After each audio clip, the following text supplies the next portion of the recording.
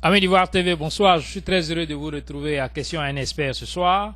Je suis avec Monsieur Thierry Kouassi, que vous avez déjà vu sur les antennes d'Ivoire TV, aux grandes interviews de Germain Kouassi, c'est cela, je me rappelle. Nous avons aussi notre ami Ben Sissé, qui nous fait l'amitié de répondre à notre invitation. Aujourd'hui, amis d'Ivoire TV, nous sommes là pour parler de ce qui se passe en Afrique sur les militaires.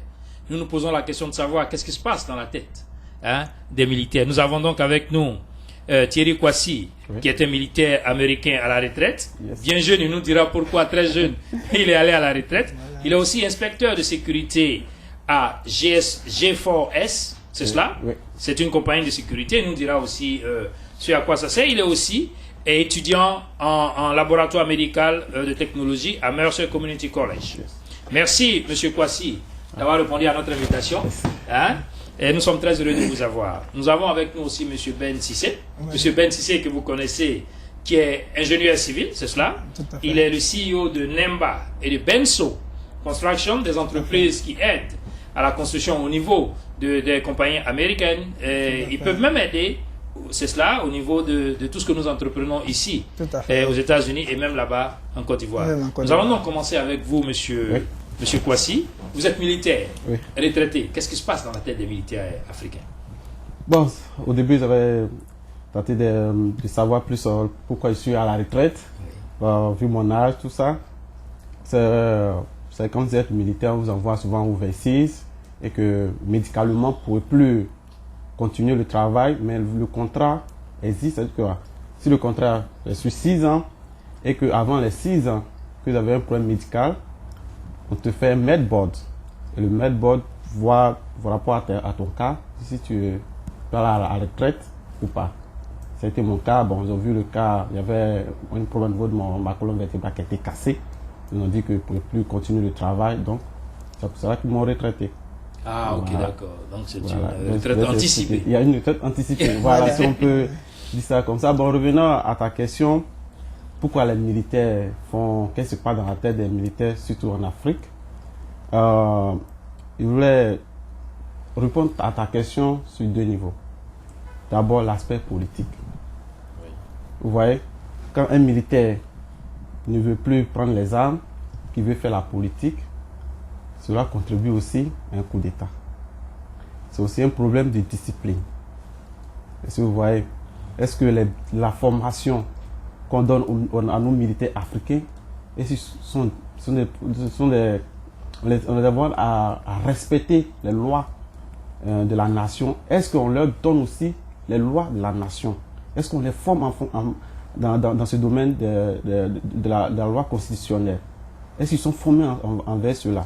Bon, ça je ne sais pas. Donc, pour revenir à ta question, voici les 2 niveaux qui poussent souvent les militaires à faire un coup d'État. Bon, je pense que je vais développer au fur et à mesure qu'on continue l'émission. Ok, d'accord. Monsieur Sissé, Monsieur Kouassi parlait de formation et de parler de l'aspect politique. Je reviens à vous, je vous pose cette question. Qu'est-ce que vous pensez qu'est-ce qui se passe psychologiquement parlant? Qu'est-ce qui se passe dans la tête? Nous avons le cas de la Côte d'Ivoire, nous avons le cas de Mali, nous avons le cas de la Guinée, nous avons aujourd'hui le cas de la Guinée-Bissau. Le cas de la Guinée-Bissau, là, c'est quand même c'est une très bonne, c'est une question qui est vraiment pertinente. Et avant de répondre à la question, il faut d'abord savoir, tel que l'a dit le frère Thierry, il faut savoir en fait quel genre de formation que les militaires subissent en fait, quel est leur curriculum. Si à partir de leur formation, je crois qu'on peut savoir, au-delà de la discipline qu'on recherche, maintenant il va falloir qu'on définisse et que les militaires soient formés avec la position à laquelle nous attendons d'eux, la nation régalienne atteint en fait d'un militaire. Parce que je me rappelle, c'est Sankara qui disait que un militaire sans formation idéologique et politique est un criminel en puissance. Et ça, ça date de très longtemps. Et Sankara, c'est l'un des premiers militaires qui était arrivé au pouvoir. Mais pas peut-être parce que il voulait venir au pouvoir, mais c'est parce qu'il a vu que les choses n'allaient pas dans le sens qu'il voulait. Lui, d'abord, étant militaire discipliné, il avait l'habitude de bien faire les trucs. Et il avait du mal à voir l'autre en train de mal faire les choses. Donc il y a des tendances qui arrivent parfois, comme le frère vient de le dire, parfois qui poussent le militaire à ressortir. C'est comme l'animal sauvage, à un moment il sort quand même de sa cage et puis il attaque le dompteur. quel est le problème de l'Afrique alors? Parce que tous les militaires africains sont donc sortis pour cela. Ça veut dire que rien ne marche en Afrique. On prend la majorité des pays africains ont connu cela. La Guinée, la Côte d'Ivoire, le Mali. Le Sénégal a failli connaître cela. Dieu merci, aujourd'hui c'est la Guinée-Bissau. Qu'est-ce que vous voulez dire? Dans quel pays africain il y a une bonne formation militaire, il finit et puis vous prenez. Je veux vraiment pas. Bon, ok, pour parler de la chose, je vais venir un peu sur le côté, peut-être le mal en fait du coup d'État. Parce que les militaires font un coup d'État, bon, en complexité avec les civils. Mais il y a une chose quand même il faut reconnaître. On doit avoir peut-être un problème au sein de notre système démocratique. Maintenant, il va falloir peut-être qu'on essaie de réviser au moins notre système démocratique pour voir en fait qu'est-ce qui ne va pas et qui pousse souvent les gens à venir. Parce que c'est seulement en Afrique qu'on se rend compte, avant les élections, on va vers l'inconnu. Et si on ne fait pas les élections, on tend vers l'inconnu. Et si on fait les élections, on tend vers l'inconnu. Et cet inconnu, c'est quoi? C'est la violence, qui n'est pas en fait une inconnue. Donc pourquoi est-ce que à chaque fois qu'il y a une situation de démocratie, en Afrique, ça nous inspire de temps en temps vers la violence, vers cet inconnu de violence? C'est la question qu'il faut qu'on se pose pour voir notre système démocratique. Oui, Monsieur Kwasi, vous qui êtes militaire, vous qui êtes militaire américain, vous abondez un peu dans son sens? Oui, je voulais... Bon, je voulais... Elle a dit c'est un truc que je voulais aborder dans le même sens. Mais je veux dire qu'un coup d'État n'a pas le droit d'exister dans un pays. Okay. D'abord, prenons le côté militaire. Comment nous sommes formés dans l'armée américaine. Oui, voilà, c'est cela. De façon psychologique, on te dit, tu es sous l'autorité du président. Tu dois obéir à l'ordre du président. Tu ne dois pas aller contre ton pays. Ça, c'est ce qu'on nous dit en formation. Tu ne dois pas prendre l'arme que le pays te donne pour aller contre le pays. Parce que le pays, le président, c'est le peuple. Il représente le peuple en général. Il représente le pays en général. Donc, tu ne dois pas aller contre ton pays. En disant, mettant ça dans la tête, tu dis que lui, quel que soit le problème, tu ne peux pas aller contre lui. Et vous voyez. Maintenant, le côté de ce qui se passe en Afrique, j'ai souligné le côté politique. Pourquoi la politique? Quand un militaire, souvent, il voit que le président ou bien le gouvernement ne va pas dans le même sens de sa vision, il est excité à faire la politique. Et là encore, j'accuse la communauté internationale. Oui, parce que qu'est-ce que je remarque au niveau de la communauté internationale, lorsqu'il y a un coup d'État, cette communauté va dealer avec ce président. On a vu dans les autres pays, en Côte d'Ivoire, c'est vrai, la communauté internationale a dit, ok, on ne veut pas... Mais qu'est-ce que la communauté internationale a soutenu après? Est venue avec Guy pour dealer avec elle. Et les autres pays voient ça. Est-ce que vous voyez? Les autres pays, ok, même si on fait un coup d'État, que la communauté internationale vient nous aider, on va continuer à faire cela. Et ce sont des exemples, au fur et à mesure, bon, on donne à l'Afrique. Et encore, il y a aussi le côté de la jeunesse. Comment, avec qui on amène dans l'armée américaine? Quelle est la base, les critères sur laquelle on dit toi tu es militaire? Sur quelle base d'abord? Est-ce que vous voyez? Ça c'est je pense qu'on va venir sur ce problème-là parce que c'est le problème de l'Afrique. On a habitué à prendre des personnes qui dans la tête, ok, bon, moi je veux avoir une situation, bon, une situation stable, l'école ça ne va pas, bon, il faut que je rentre dans l'armée, puis bon. Ce n'est pas une vocation. C'est une vocation, c'est pas quelque chose qu'il veut, parce qu'il est contraint à faire cela. Et il rentre dans l'armée. Et il rentre dans l'armée par rapport à quoi? À l'argent. Est-ce que vous voyez? Donc demain, quand il sera au pouvoir, on va occuper une très bonne position dans l'armée et qu'on va lui proposer soit de l'argent, soit pas de la communauté internationale, là, où la communauté internationale va, parce que le président qui est là ne fait pas l'affaire, soit d'une communauté internationale, qu'est-ce qu'ils font? Ils ne peuvent pas aller dire aux civils, sortez. Et ils vont maintenant vers les militaires. Donc, vous parlez de la communauté internationale, trois fois vous avez parlé de la communauté internationale qui est derrière le coup d'État. Je pense que, est-ce que vous pensez que les derniers coups d'État, parce que regarde, prenons l'exemple du Mali. Et quand il y a eu le coup d'État au Mali, la communauté internationale a frappé dur. Ouais. Mais ça n'a pas empêché la Guinée-Bissau de se jeter dans la même chose. Ouais. Qu'est-ce que vous pensez du coup d'État au Mali? Bon, moi, je dis que le coup d'État au Mali, c'est un peu différent. Voilà, Je pense il faut nous que expliquer la c'est différence. un coup d'État noble. C'est quoi un coup d'État noble? Voilà. Bon, laisse-moi expliquer. Regardez un peu le Mali. Avant qu'on ait... On devrait faire les élections le 29 Le 9 avril. ouais. Mais le Nord était déjà occupé. Oui. Vous êtes sûr que le Nord allait accepter qu'on fasse les élections? Non. Quel que soit Alpha, ce qui va se passer au Mali, il n'y aura jamais élection. Donc il fallait d'abord aller contre cette rébellion qui se passe au Nord. Oui. Et le président à l'époque, le président Adjoumani Touré, qui ne donnait pas de gestes à lutter contre cette rébellion. Est-ce que vous voyez? Les militaires étaient là, ils veulent qu'on les combatte pour leur pays, mais il n'y avait pas de mission qu'on leur donne. Et lorsque les rebelles arrivent dans un territoire, que la force qu'ils attaquent, la première, c'est l'armée. Donc, ils ne peuvent pas s'asseoir là et attendre que l'armée, les rebelles viennent les attaquer et ne rien faire. Est-ce que le coup d'État a changé quelque chose? Bien au contraire. Le coup d'État n'a pas changé quelque chose, mais le coup d'État a permis à la communauté internationale de voir réellement le problème du Mali. Aujourd'hui, le Mali est divisé en deux. Il y a un côté on appelle Azawad, côté on appelle le Mali. Qu'est-ce qui a provoqué cela? Vous savez qu'est-ce qui a provoqué cela? Il faut me le dire. Voilà, parce qu'il y a eu une négligence dans la résolution de la crise malienne. La communauté internationale a pris des lois d'embargo sur plusieurs plans. Je pense que sur ceux qui ont fait le coup d'État. Oui. Mais elle n'a pas pris l'embargo sur les rebelles Touaregs. Mais les rebelles sont des rebelles. Ce sont des rebelles. Pour moi, voilà comment on devrait régler cette crise malienne. Ok. D'abord, si la communauté internationale la CEDEAO a pris ses lois, mais elle devrait aussi créer une force d'interposition au niveau du Nord qui était déjà pris, la partie du Nord qui était déjà prise par les rebelles.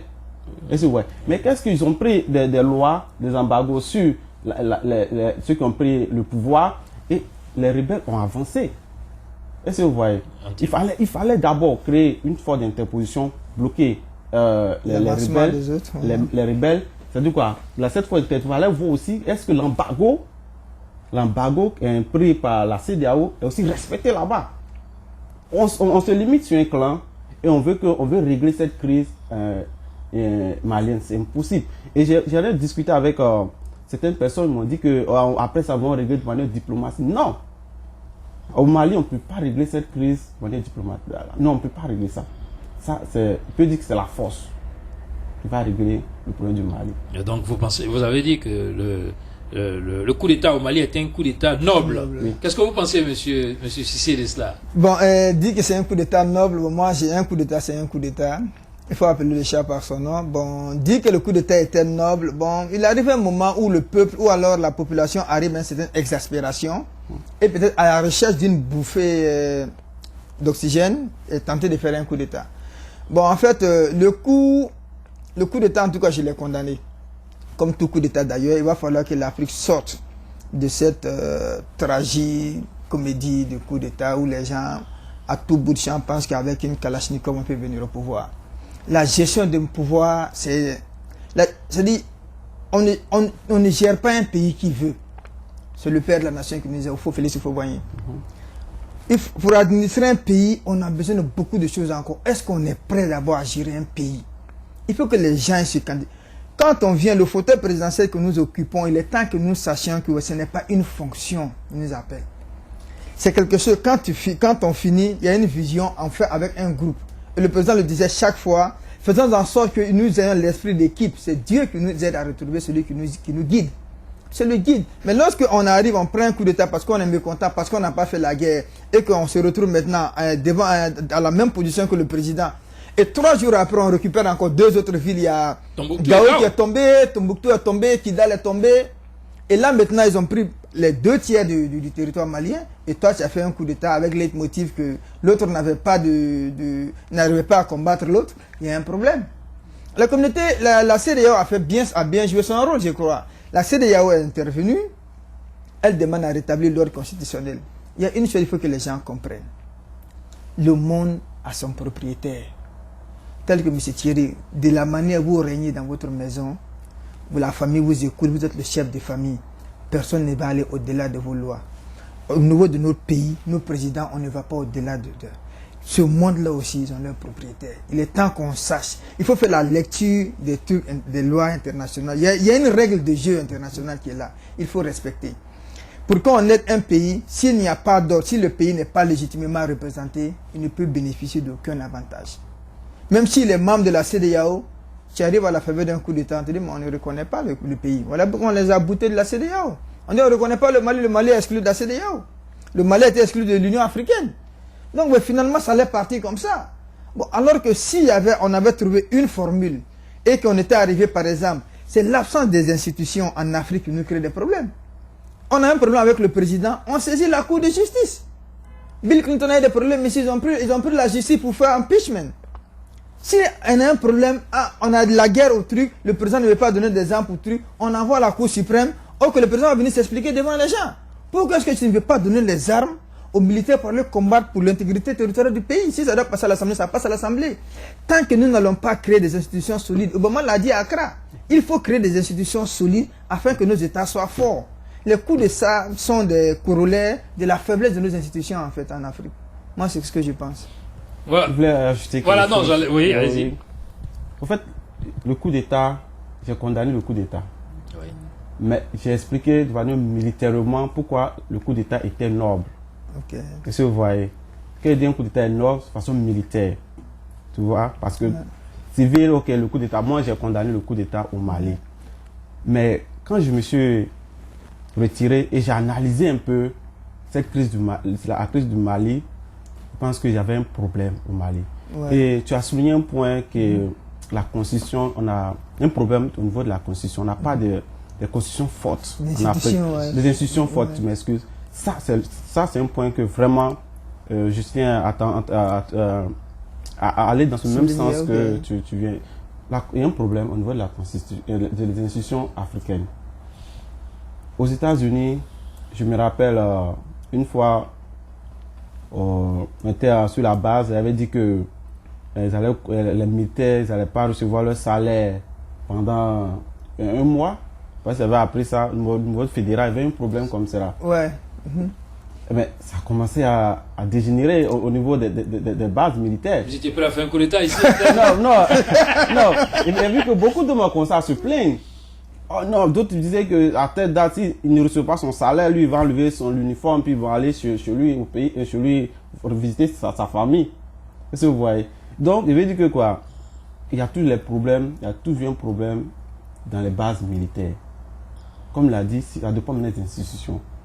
Maintenant, aux États-Unis, pourquoi cela n'a pas eu lieu, pardon, le coup d'État? Bon, je ne vais pas dire un coup d'État aux États-Unis, parce qu'il y a des lois. Et le président, il y a des lois, mais ces lois ne vont pas au-delà d'une certaine institution. Vous voyez, non? Bon, aux États-Unis, on a la Cour représentative, on a le Sénat et on a le président. Le président, le pouvoir est divisé en 3. Et si vous voyez. Donc, s'il y a un problème aux États-Unis, ils savent où pour partir pour régler le problème. Et si vous voyez. Donc, je tiens à dire que c'est un bon point. Bon, c'est un peu difficile. Sinon, il y a des militaires qui ont géré les États-Unis. Il y a eu des militaires présidents. Zachary Taylor, c'était le 13e président des États-Unis. Pourquoi on l'a nommé? À cause de sa bravoure militaire. Celui qui a conquis le Texas lors de la guerre, comment on appelle ça, mexico-américaine contre le Mexique. C'est Zachary Taylor qui a été le grand guerrier et qui a été le vainqueur. On lui a dit, mais va-t'en, tu vas te présenter, il faut que tu gagnes. Tu es une personnalité populaire. C'est ta bravoure militaire qui t'a valu cela. Et le pays t'a accepté. Il est devenu président des États-Unis. C'était le 13e président. Oui, bon, il a été élu. Et Eisenhower qui a mené le voilà, D-Day. Donc Eisenhower était président. Donc il y a des gens qui sont là. Il y a d'aucuns qui ont dit qu'ils ne seront jamais présidents. On a vu la guerre de sécession avec le général Sherman. Sherman, on lui a dit, mais il faut te présenter pour que tu sois président. Il a dit, moi, jamais. Il y a d'aucuns qui trouvent que peut-être que... Mais c'est pas forcément que le militaire... Il est bon président, il n'est pas mauvais président. Mais c'est sur le côté d'institution, il va falloir que l'Afrique se revoie. Parce qu'on a chaque fois des problèmes pendant des élections. Le problème de Mali, on le dit aujourd'hui sur la table. le jour que le gouvernement de transition va faire les élections, quand on ira encore vers les élections, vous allez entendre qu'il y a cette tendance de violence encore qui va recommencer dans le Mali. Oui, mais la tendance de violence peut exister, mais les militaires peuvent ne pas se mêler. Prenons l'exemple du Sénégal. Il y a eu la violence véritablement au Sénégal. Ouais. Mais les militaires ne sont pas sortis, ne se sont pas mêlés. Ouais, effectivement. Et aujourd'hui, voilà. Donc il y a quelque chose qui ne va pas. Et vous avez abordé, vous avez penché dans vos explications sur la formation. Oui. Donc je reviens un peu sur la formation psychologique. Oui. Qu'est-ce que on vous dit dans la formation des militaires ici, et qu'est-ce qu'on ne dit pas aux Africains? Ouais. Voilà, c'est cela. Je reviens un peu. Bon, moi je voulais répondre à ta question en parlant de comment nous rentrons. Quels sont les critères d'admission dans l'armée américaine? Voilà. Ouais. D'abord, il faut avoir le bac. Bon, comme ici on appelle le high school. Le high school diplôme. Voilà. Et le high school est là, tu envoies tes dossiers et vous passez un test. On s'en fout. En Afrique, qu'est-ce qu'on remarque? C'est si tu es peut-être l'ami du président, ou bien tu es proche du président, tu es le neveu du président, ouais. Il prend sa famille, il fait une liste, et puis sans même que tu aimes le métier, comme bon, tu es là, tu traînes, lui il traîne, il faut le faire entrer dans l'armée. Et aussi, vous voyez, ouais. Il rentre dans l'armée sans mentalement bien, il n'est pas, comme on dit, ready ou prêt à faire ce métier. Vous voyez. Or, ici, c'est pas ça. On veut d'abord que tu sois mature, que tu aies d'abord ton high school diplôme et que toi-même tu t'engages à aller vers le recruteur. Le recruteur, lui, il vient, il t'en parle. Voilà l'armée, mais il ne te force pas. Et vous voyez, c'est toi maintenant, tu vas. Donc tu fais passer un test. Le test, ça va voir un peu comment tu arrives à réfléchir. Et vous voyez, face à un problème, comment tu arrives à réfléchir. Et maintenant, oui. Et maintenant, au niveau de l'armée et en Afrique, qu'est-ce qu'on remarque? Comme je l'ai dit, on peut prendre des gens qu'on connaît doucement dans son coin, on les fait rentrer dans l'armée. Ouais. Maintenant, au sein même de la formation, qu'est-ce qu'on les enseigne? Est-ce que vous voyez? Qu'est-ce qu'on les enseigne? Ça, c'est la plus grande question. Moi, je n'ai jamais assisté à une formation militaire africaine, mais vu ce que j'entends, ils pensent savoir qu'est-ce qu'on leur dit. Je pense qu'on leur dit la même chose, comme on nous dit chez nous, dans l'armée américaine. Ce sont les mêmes choses. Le président est le chef de l'armée, le président représente c'est une personne qu'on doit protéger, on doit protéger l'intégrité territoriale, on doit la patrie d'abord, il faut défendre, de façon, faut défendre le pays par ton cœur. Bon. Il faut avoir un sentiment de patriotique pour que tu sois militaire. On nous enseigne partout. Maintenant, sur le terrain, qu'est-ce qui diffère? Voilà, c'est cela. Qu'est-ce qui diffère? Ça, je viens maintenant dans le côté politique. Lorsque la politique, les politiciens vont rentrer dans l'armée pour faire la politique, c'est en cela que les lois, que les lois d'un pays doivent essayer de les lois comme les institutions doivent essayer de résoudre ce problème-là, éviter que la politique aille dans les camps militaires. Oui, mais c'est le contraire. Nous voyons, je prends des exemples que je connais. Dadis Camara. Oui. Il n'a jamais fait la politique. Il est sorti, c'est un officier. Il a donc été, d'après lui-même, il parle l'allemand, il parle la langue de Molière. C'est donc voilà, il a donc suivi les formations. C'est quelqu'un qui, nous prenons l'exemple du général Guéhi. Voilà. Voilà, c'est donc des officiers. Nous prenons, c'est un capitaine qui est venu au Mali. Et en Guinée-Bissau, la personne ne sait pas encore. Nous supposons que, voilà. En fait, c'est les officiers. Et c'est eux qui vont vers la politique. Eux qui sont censés encadrer les hommes de rang. Oui, ce que tu dis, c'est vrai.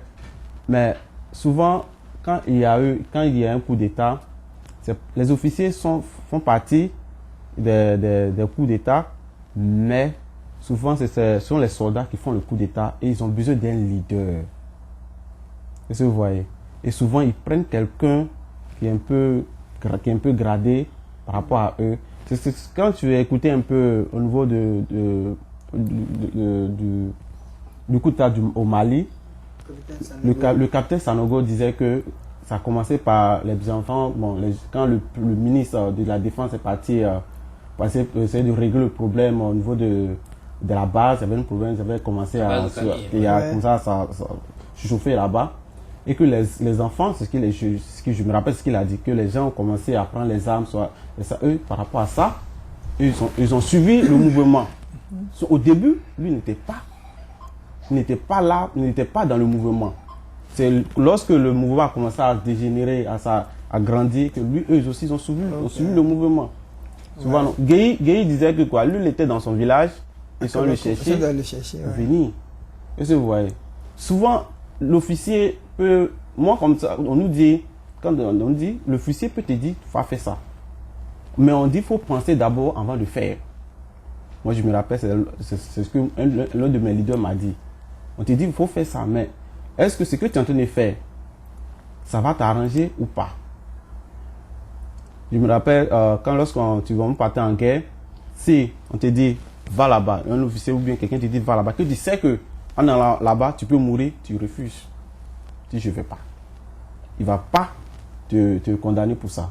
Parce que tu sais que ce qui est là-bas, ce n'est pas bon. Ouais. Vous voyez. Donc, les officiers, ils pensent qu'ils sont aussi partie prenante, c'est eux, on les voit d'abord, mais c'est d'abord la base qui dégénère et maintenant les officiers suivent. Merci, M. Kwasi. Amis d'Ivoire TV, je reviendrai à vous, M. Cissé. Vous allez nous donner tout de suite votre avis. Je voudrais dire aux amis d'Ivoire TV que nous sommes ce soir avec M. Thierry Kwasi, qui est un militaire américain à la retraite.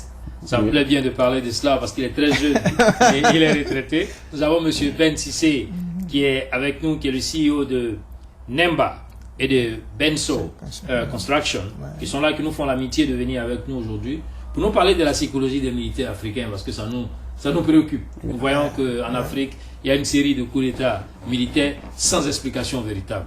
Donc, M. Cissé, vous avez écouté M. Kwasi qui nous donne un peu son avis sur le rôle des officiers militaires dans les différents coups d'État que nous avons. Qu'est-ce que vous pensez? Bon, je voulais aborder un peu dans le sens de M. Kwasi parce que, vous savez, le général, en fait, il n'a pas grand-chose à perdre. Il a presque tout, il n'a qu'à attendre sa retraite, sa pension est presque garantie, il a fini de gravir tous les échelons. Et le capitaine? Non, je parle du général. Oui, parce que je vais descendre, quoi. Ouais. Donc lui, pratiquement, en fait, l'espoir, c'est le top qu'on puisse rêver. Donc, on ne va pas voir les officiers supérieurs ou autres. Très souvent, on en voit, mais ils ont presque tout eu. Bon, les capitaines encore, bon, c'est des gens qui, on se dit, ouais, bon, ils peuvent devenir capitaine, commandant, colonel, et puis après, gravir après, d'accord. Mais ceux qui sont là, ils ont tout à gagner. Le subalterne. Ils ont tout à gagner. S'ils réussissent le coup, c'est un coup de jackpot, c'est une cagnotte. Dès qu'ils réussissent, paf, il est propulsé. On a vu Samuel II de sergent, il s'est retrouvé président de chef de Libéria. Donc ça fait que, ouais, l'ardeur à leur niveau est beaucoup plus élevée à mesure qu'on monte l'échelon par rapport aux autres qui sont au sommet. C'est comme ça que j'explique un peu. Donc la discipline au niveau de nos armées n'existe pas. Bon, la discipline, c'est par rapport à un corps. Oui, parce que la formation, en fonction de ce que M. Kwasi a dit, on nous dit, et les militaires doivent respecter, on leur dit que le chef de l'État, c'est une institution, il faut se plier au chef de l'État, il faut respecter ce qu'il dit, il ne faut pas utiliser l'arme pour aller contre le pays. Il ne faut pas utiliser... nous voyons que c'est chose courante en Afrique. Donc qu'est-ce qui se passe? C'est ça, il faut qu'on perce cet aspect. Il faut qu'on puisse... je voulais prendre certains exemples. Prenons un peu partout où il y a le coup d'État. Je voulais m'assurer un peu la communauté internationale. Je salue un peu la CEDEAO pour ce qu'ils ont fait par rapport au Mali. Ils ont pris des décisions courageuses. Mais qu'est-ce qu'on a remarqué dans les autres coups d'État? Lorsqu'il y a un coup d'État, la communauté internationale, c'est vrai, ils condamnent le coup d'État, mais dans leur manière de faire, ils dealent avec cette personne-là. Ils viennent, ok, nous on veut faire ça, on veut faire ça, on veut faire ça, on veut faire ça. Et ce président-là, ok, il devient comme un président légal. Et vous voyez, quand on apprend le coup d'état de Gueye, bon, il était là, c'est vrai, les gens ont condamné, mais à la lueur où c'est parti, les gens sont venus voir Gueye pour qu'ils puissent avoir certains intérêts dans le pays. Même au Burkina, en Libye, Kadhafi, il était là quand même. Maintenant, il est venu par coup d'état, mais la communauté internationale venait vers lui pour avoir des intérêts par rapport à la Libye. Donc, la communauté internationale joue un rôle important dans un rôle important, pardon, dans le problème du coup d'État en Afrique. Si la communauté internationale prenait des décisions courageuses, comme ça s'appelle la CEDEAO, c'est-à-dire que quoi, tu fais un coup d'État, tu n'es pas reconnu partout, aucun pays ne vient vers toi pour les intérêts. C'est la décision que la CEDEAO a prise, c'est ça qui a fait plier le capitaine Sanogo. Il ne pouvait plus rien faire. Comme le dit, il était devenu manchot, il n'y a plus rien pour diriger ce pays-là. Parce qu'il ne sait pas comment il allait diriger le pays au plan financier. Parce qu'il n'y a plus assez au port, les frontières sont fermées, il n'y a plus rien. Je pense que si la communauté internationale essaie d'être franc envers ce qu'ils disent et envers ce qu'ils font, je pense que ça va beaucoup empêcher les coups d'État en Afrique. Merci, M. Kouassi. Qu'est-ce que vous pensez? Bon, moi, je ne vais pas trop mettre le truc sur le problème de la communauté internationale. Je vais prendre un peu comme une cuisine intérieure, ou nous-mêmes, à ça, nous-mêmes de régler. Parce que, quelle que soit l'ardeur du militaire aux États-Unis ici, si tu fais un coup d'État, tu ne seras pas président. Ça, c'est clair. C'est hors de question. Ils ont tué Kennedy, le bonhomme qui a tué Kennedy même s'est cherché après. Mais il n'a pas tué pour être président. Mais si en tant que militaire tu fais un coup, tu ne vas pas le réussir. C'est cette... Il faudrait qu'on trouve encore c'est quelque chose qui nous manque. Bon, c'est ce qui va faire défaut. Si cette communauté internationale appuie, peut-être qu'on fasse peut-être un traité peut-être universel, un traité international, vis-à-vis des gens, bon, ceux qui seront déjà là, ils n'ont qu'à ratifier un traité pour dire, ok, si on fait coup d'État, on ne va plus reconnaître des coups d'État. Mais le bonhomme qui va signer, il est venu à la faveur d'un coup d'État. Donc, c'est devenu un peu difficile. Voilà. Il voulait ajouter quelque chose, c'est aussi le peuple. On a vu en Côte d'Ivoire, quand Gueye a fait le coup d'État, le peuple est sorti, ils ont encouragé le coup d'État. Ouais. On a vu au Mali, même au Mali, certaines personnes sont sorties pour encourager le coup d'État. Mais si un coup d'État, comme l'a dit aux États-Unis, un militaire peut faire un coup d'État. Mais s'il fait le coup d'État, c'est lui-même, il pourra diriger le pays. Parce que le peuple américain va sortir contre lui, je suis sûr. Est-ce que vous voyez? Il sait ça, que le peuple américain ne va pas le laisser diriger le pays. Et il sait que s'il fait... Bon, il peut plus, c'est fini pour lui. Mais qu'est-ce qu'on voit en Afrique? Ils font faire le coup d'État, la communauté internationale soutient lui qui a fait le coup d'État. Même, comme on appelle, au Burkina, le président Blaise Compaoré, on sait comment il est venu au pouvoir. Bon, il est toujours président. Qu'est-ce que fait le peuple africain envers les coups d'État? Qu'est-ce que les Africains font? Est-ce que eux-mêmes ils aiment le coup d'État? Ou bien ils n'aiment pas le coup d'État? C'est toujours... Bon, moi je sais pas. Moi, il accuse aussi souvent le peuple par rapport au coup d'État. C'est donc l'interrogation. Amis d'Ivoire TV, je voudrais vous rappeler que nous sommes avec M. Thierry Kouassi. L'émission tire à sa fin. Nous avons deux invités, M. Ben Sissé et M. Thierry Kouassi, qui sont venus un peu nous parler de la psychologie des militaires africains par rapport au coup d'État. Je voudrais vous inviter, vous d'abord, à dire vos mots de la fin, en regardant les Amis d'Ivoire TV et en invitant peut-être les Africains à changer la mentalité, puisqu'on dit que c'est l'éducation du peuple qui pose problème. Bon, moi, ce que je vais dire, c'est cette Afrique, qu'on sache où est-ce que nous allons. Parce que je pense que le problème du coup d'État, ce n'est pas... Je pense que c'est un problème de démocratie en Afrique. Il va falloir qu'on revoie encore notre fichier démocratique parce que quelque chose n'est pas right. Parce que chaque fois à la faveur de la démocratie, c'est des actes que nous voyons. Aux élections, on va de... chaque fois de violence en violence, que ce soit militaire, que ce soit policier, que ce soit militaire, que ce soit civil. Donc, il est temps que l'Afrique, quand même, sur cet aspect des choses, qu'on se dise qu'est-ce qu'il nous faut. S'il nous faut, comme l'a dit le président Obama, un État fort plutôt que des hommes forts à la tête de nos États, ou alors si c'est une absence d'homme d'État au niveau de l'Afrique, ou alors si c'est l'absence de l'État, il faut qu'on arrive quand même à avoir cette notion d'État. Parce que pour faire un coup, il faut qu'il y ait un État. S'il n'y a pas d'État, il n'y aura pas de coup.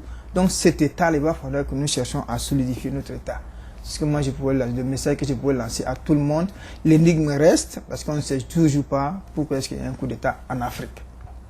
Nous allons revenir un peu plus tard là pour parler du problème de la Guinée-Bissau. Okay. Est-ce que vous pensez très rapidement, jeter la base de ce qui va se passer de la prochaine discussion, est-ce que vous pensez que ça va aboutir, c'est qu'ils ont en train de se Guinée-Bissau? Bon, je pense que pour le cas de la Guinée-Bissau, je pense qu'ils sont en train à peu près de sonder en attendant. Bon, si c'est un coup d'État, on attend un peu que les positions, les ardeurs diminuent un peu avant d'annoncer le nom de la personne qui viendra au pouvoir. Sinon, ce qui est sur le coup est consommé parce que quand on va au bord de la rivière, c'est pas attraper du poisson, ou alors qu'est-ce que tu fais au bord de l'eau? Il faut quitter. Merci monsieur Ben Cissé, monsieur Kwasi, nous venons à vous pour votre mot de la fin. Vous savez que l'émission qui tire à sa fin et la conclusion, c'est que le problème véritable n'est pas du côté des militaires, le problème du côté de la formation du peuple, c'est ce que vous avez dit. Donc quel est le mot de la fin? Vous pouvez regarder la caméra et puis vous adresser aux amis du TV. Bon, ce que je voulais dire comme fin, c'est, vous voyez, en Afrique, on doit éviter le mot État. On doit aller vers la nation. On doit avoir des nations. Parce que quand tu dis un pays, quand on dit la nation, soit peut-être la nation ivoirienne, c'est plus que les hommes, en fait, les hommes les Ivoiriens, ils ont un amour patriotique. C'est ce qui manque à l'Afrique. Avoir l'amour pour sa patrie. Voir de son pays avancer, pas reculer. Et si vous voyez, si nous avons cette mentalité, si les militaires ont cette mentalité patriotique, parce qu'en faisant un coup d'État, ils n'avancent plus, vous reculez. Tous les pays qui ont fait les coups d'État, on a vu où sont arrivés. Il faut qu'on soit fort dans la tête pour dire que nous voulons un État. Nous ne voulons plus un État, nous voulons une nation. Une nation, la main dans la main. Nous sommes solides, que ce soit la nation est solide, les militaires sont solides, tout le monde est solide. On a une même vision pour le bonheur de notre nation. C'est ce qui manque à l'Afrique, l'esprit patriotique. Merci monsieur Thierry Kwasi. Amis d'Ivoire TV, je voudrais donc vous remercier pour votre fidélité à notre télé. Vous dire que nous étions ce soir avec monsieur Ben Cissé, CEO de Nemba et Benso Construction, voilà. Et monsieur Thierry Kwasi, qui est militaire américain à la retraite. Ça me fait beaucoup sourire quand je parle de cela parce que chez nous en Afrique, quand on est retraité, on a un certain âge. Voilà, qui sont venus aujourd'hui nous faire l'amitié de parler de ce qui se passe en Afrique au niveau des coups d'État, au niveau des militaires africains. La conclusion est qu'il faut que l'esprit patriotique naisse et fasse un bon nombre de chemins dans la vie des militaires et du peuple. Je voudrais donc vous remercier, monsieur, pour votre présence sur le plateau. Je voudrais, chers amis, vous saluer et vous remercier pour votre fidélité. Vous dire que nous sommes à très très bientôt. Bonsoir et au revoir.